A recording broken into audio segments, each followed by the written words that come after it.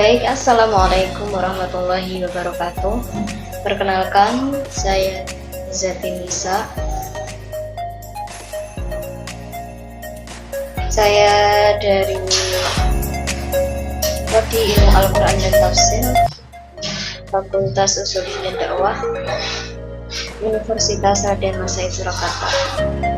Baik, di video kali ini saya akan mengulas sedikit tentang analisis kaidah tafsir stilistika dalam surat Al-Baqarah. Nah, kaidah yang pertama yaitu kaidah takdim dan takhir dalam surat Al-Baqarah ayat 43 yang berbunyi wa aqimus sholata wa atuz zakata warka'u ma'ar raki'in.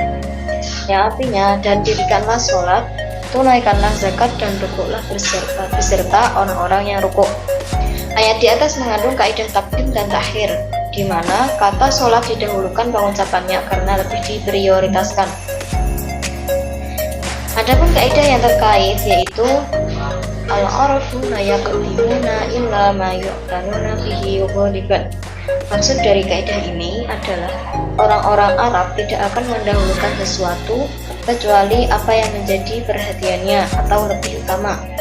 Nah, kebiasaan orang Arab jika mengabarkan sesuatu yang berkaitan dengan hukum dan apapun yang terlibat dengan yang diberitakan, maka mereka akan mengatofkan satu sama lainnya tanpa menghiraukan tertib kalimatnya serta dengan mendahulukan sesuatu yang lebih penting. Pendapat para ulama tafsir. Yang pertama, menurut Profesor Muhammad Quraish Shihab dalam kitab tafsirnya yang bernama Al-Misbah, dikatakan bahwa dua kewajiban pokok tersebut merupakan pertanda hubungan harmonis, di mana sholat merupakan hubungan harmonis secara vertikal, hubungan antara manusia dan Allah, serta zakat merupakan hubungan harmonis secara horizontal, hubungan sesama manusia. Keduanya sama pentingnya, akan tetapi sholat lebih didahulukan. Kemudian yang kedua, menurut Profesor Dr. Wahbah Az-Zuhaili dalam kitab tafsirnya Al-Munir, bahwa dalam ayat ini Allah memerintahkan kepada Bani Israel untuk mendirikan sholat dan menunaikan zakat. Penggunaan ungkapan rukuk dalam ayat ini karena dalam sholatnya Bani Israel tidak ada rukuk. Jadi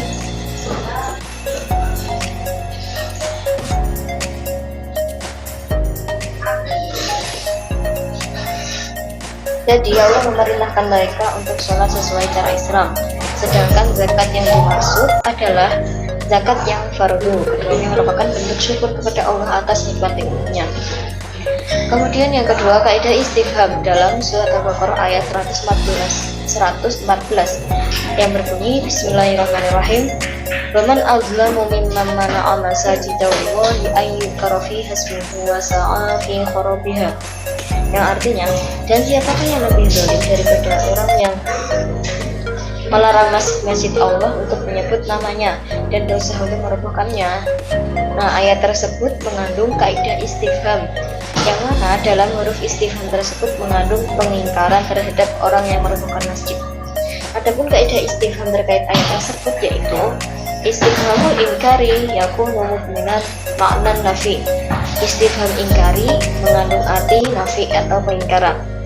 Maksud dari kaidah ini jelas bahwa bila suatu redaksi menggunakan istifham ingkari, maka dengan sendirinya ia mengandung arti meniadakan.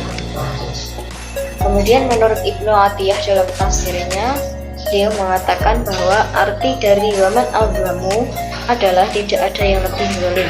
Kemudian terjadi perbedaan pendapat tentang siapa yang zalim ini. Ibnu Abbas berpendapat yaitu orang Nasrani yang menyakiti orang-orang yang sholat di Baitul Maqdis serta melempari mereka dengan kotoran. Kemudian pendapat lain mengatakan bahwa itu adalah orang-orang kafir yang menghalangi Rasulullah untuk masuk ke Masjidil Haram. Yang selanjutnya, yang ketiga, yaitu kaidah istifham pada surat Al-Baqarah ayat 246 yang berbunyi Bismillahirrahmanirrahim. Qul hal asaitum in kutiba alaikumul qitalu alla tuqatilu. Yang artinya, Nabi mereka menjawab, jangan sampai diwajibkan atasmu berperang, kamu tidak akan berperang juga. Nah, pada ayat di atas mengandung kaidah istifham yang mana huruf istifham hal bergandengan dengan fi'il taroji.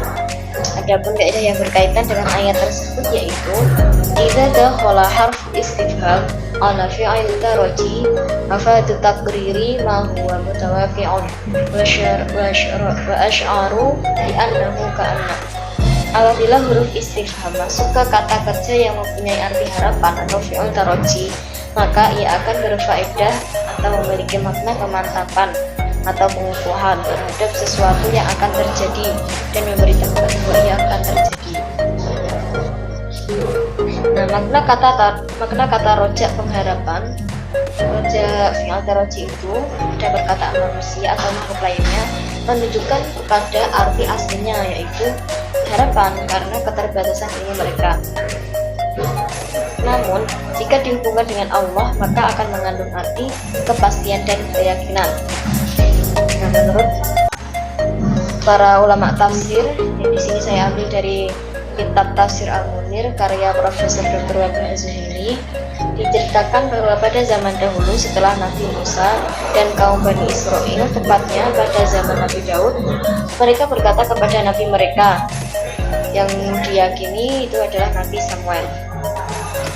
Mereka berkata, pilihkanlah kami seseorang yang memimpin kami berperang dan menyatukan kami, sebab kami sudah bertekad untuk mengusir musuh-musuh kami dan merebut hak kami yang dirampas. Tidak diragukan lagi usaha mereka mengusir musuh dari negeri termasuk perang di jalan Allah. Namun karena sudah mengenal tabiat mereka berdasarkan pengalaman bersama mereka, Nabi tersebut berkata, aku prediksikan kalian akan enggan berperang kalau perang diwajibkan atas saya. Mereka menjawab, apa sebabnya kami tidak berperang padahal kami sudah diusir dari kampung halaman, dipisahkan dari anak kami dan diasingkan dari mereka.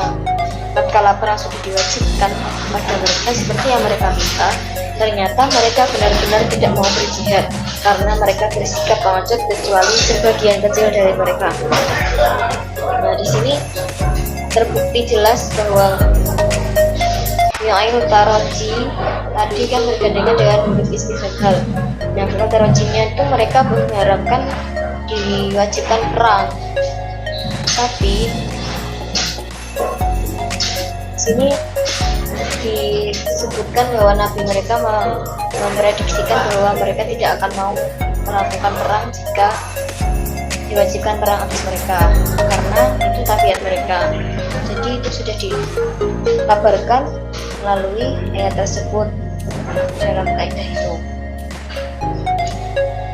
Baik, cukup sekian yang dapat saya sampaikan, kurang lebihnya wabillahi taufiq wal hidayah. Wassalamualaikum warahmatullahi wabarakatuh.